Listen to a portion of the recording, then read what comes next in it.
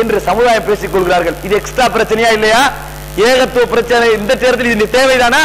அல்லாஹ் தஆலா முடித்து வைக்கிறார். அது மாத்திரமா, சமுதாயம் பத்ர் யுத்தம், உஹது யுத்தம் என்று போய்கொண்டிருக்கிறது. வெட்டுக்களும் குத்துக்களும் முஸ்லிம்களுடைய தோல்வி வெற்றி என்று போய்கொண்டிருக்கிறது. தாங்கள் இருக்கின்ற இடத்தை தீர்மானிக்கின்ற நேரம் அல்லாஹ் தஆலா எந்த வசனத்தை இறக்குகிறான் தெரியுமா? ஒரு குபாவாசிகள் அங்கே இருக்கின்ற மக்கள் ஒரு சிலர் என்ன செய்வார்கள் என்று சொன்னால், பழமையாக எல்லா மக்களும் பெரும்பாலானவர்கள் ஒன்றுக்கு இருந்தால் என்ன செய்வார்கள்? தங்களுடைய ஏதாவது ஒரு காய்ந்த பொருளால் அந்த இடத்தை சுத்தப்படுத்திக் கொள்வார்கள். இதைத்தான் எல்லா மக்களும் செய்து கொண்டிருந்தார்கள். ஆனால் குபாவாசிகள், குபாவிலே இருக்கின்ற நபி தோழர்கள் நீரால் கழுவக்கூடியவர்களாக இருந்தார்கள், தண்ணீரால் கழுவக்கூடியவர்களாக இருந்தார்கள். உஹது யுத்தம், பத்ர் யுத்தம் போய்கொண்டிருக்கிற அல்லாஹ் தஆலா வசனம் இருக்கிறான், ஃபீஹி ரிஜாலுன் யுஹிப்பூன அய்யத்தஹரு. அவர்களே சிலர் இருக்கிறார்கள் சுத்தமாக வாழ விரும்புகிறார்கள். யாரை? நீரால் தங்களை சுத்தம் செய்கின்றவர்கள் அல்லாஹ் பாராட்டி இருக்கிறான். சஹீஹான அறிவிப்பு. யாருக்கு இருக்கிறான்? நீரால் தங்களது சலத்தை சுத்தம் செய்து கொள்கிறார்களே அவர்களை பாராட்டி அல்லாஹ் குர்ஆன் வசனம் இறக்குகிறான். அல்லாஹ்வுடைய பார்வையிலே எந்த சட்டமும் உயர்வு தாழ்வு கிடையாது. அல்லாஹ் தஆலா சொன்னால் ஒரே சமன் தான், அத்தனையும் பின்பற்றியாக வேண்டும். எத்தனையோ பேருக்கு சபிக்காத நபி அவர்கள் ஒரு மனிதருக்கு சொல்கிறார்கள், நீ வலது கையால் சாப்பிட, இடதால் சாப்பிடாது என்று. நான் இடதால் தான் சாப்பிடுவேன் என்கிறார்கள். உனது கையை அல்லாஹ் தஆலா உயர்த்தாமல் இருப்பானாக என்று சொன்னார்கள், சபித்தார்கள். நபி அவர்கள் லம் யகுல் லஅனன், அவர் சபிக்கின்ற மனிதராக இருக்கவில்லை, ஆனால் அந்த இடத்துல சபித்தார்கள். ஏன்? சிறிய விஷயம், இந்த வலது கை இடது கை பெரிய பிரச்சனையா? ஆனால் நபி அவர்கள் அப்படி பார்க்கவில்லை. எனவே சகோதரர்களே, இஸ்லாம் பார்க்கின்ற முறையில் தான் நாங்கள் பார்க்க வேண்டுமே ஒழிய லௌகிக எங்களது பார்வை கிடையாது. எனவே இப்படியான வசனங்களை பார்க்கின்ற பொழுது எங்களுக்கு என்ன தோன்றுகிறது? அல்லாஹ்வையும் ரசூலையும் பின்பற்ற வேண்டும் என்ற கட்டளை தான் நாங்கள் பார்க்க வேண்டுமே ஒழிய எதில் பின்பற்ற வேண்டும், எது முக்கியம், எது முக்கியத்துவம் இல்லை என்று இஸ்லாம் சொன்னது கிடையாது. எந்த விஷயமாக இருந்தாலும் நபி அவர்கள் சொல்லிவிட்டால் அது முக்கியத்துவம் தான். எந்த விஷயமாக இருந்தால் நபி அவர்கள் சொல்லவில்லை, அது எங்களுக்கு முக்கியத்துவமே கிடையாது. விரும்பினால் எடுக்கலாம், விரும்பினால் விட்டு விடலாம் என்றுதான் நாங்கள் சொல்ல முடியும் சகோதரர்களை. எனவே நபி அவர்களை பின்பற்ற வேண்டும் என்று சொன்னால் பின்பற்றுவதற்கு எங்கள் சமுதாயம் பிளகாது, ஆனால் இன்னொருவரையும் பின்பற்ற வேண்டும் என்று கொண்டு வந்து வைக்கும்.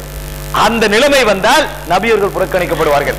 நபியர்கள் சொன்னதாக சொன்னால் இந்த சமுதாயத்தில் இவர்கள் பெரிய மகான்களே, இவர்கள் சொன்னதை விட அவர்கள் நபியர்களுக்கு மாற்றமாக சொல்வார்களா? அவர்கள் எப்படி படித்தவர்கள்? இப்படி சைத்தான் வருவான்.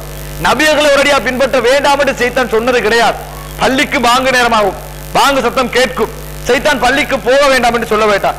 தாய் உனக்கு பார்மசிக்கு போய் வர சொன்னால் அது ஞாபகம் இருக்கிறதா என்று கேட்பான். உடனடியாக தாய்க்கு செய்வது முக்கியத்துவம் தானே என்று பார்மசிக்கு போவான். இப்படித்தான் செய்தான் வழி எடுப்பான்.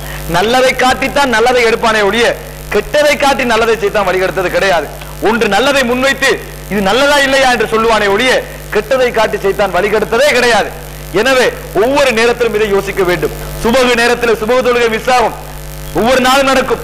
நாங்கள் மசூரா பண்ணுகிறோம், மார்க் ஆய்வுகள் செய்கிறோம் என்று ஒன்று கூடிக்கொண்டிருந்து ஒரு மசாலாவை பேசுவது 11 23 11 தொழுவதும் கிடையாது, 23 தொழுவதும் கிடையாது. 11 பற்றி நல்லா பேசுவது, சண்டை பிடிப்பது, முடித்து விட்டு சுபம் இல்லாமல் தூங்குவது. தூங்கி முடித்து விட்டார்களா? என்ன செய்தோம்? ஆய்வு தானே செய்கிறோம் என்று 3 மணி வரைக்கும் சைத்தான் எடுத்திருப்பான். ஆய்வு செய்கிறோம் என்று இப்படி இதுவரைக்கும் எத்தனை ஆய்வுகள் செய்திருக்கிறோம். ஆய்வு செய்யக்கூடாது என்று சொல்லவில்லை, ஆய்வுகள் செய்ய வேண்டும்.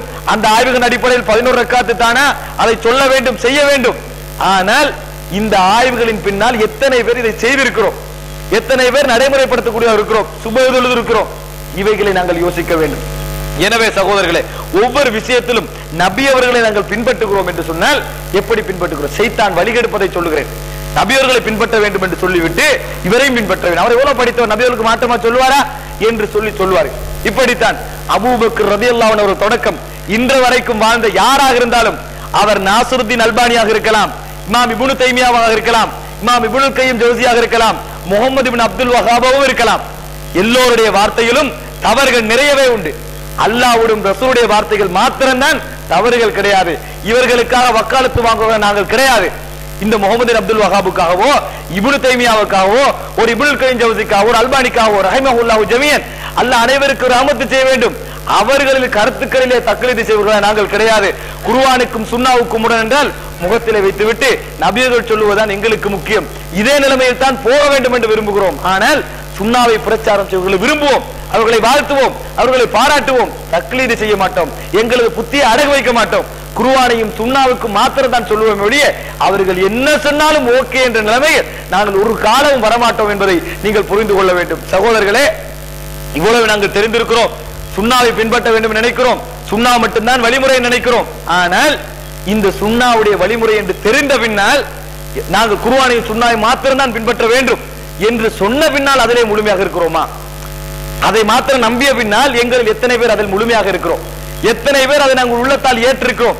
எத்தனை பேர் அதை நடைமுறைப்படுத்தி இருக்கிறோம்? எத்தனையோ கடை வைத்தவர்கள் இருக்கிறார்கள்.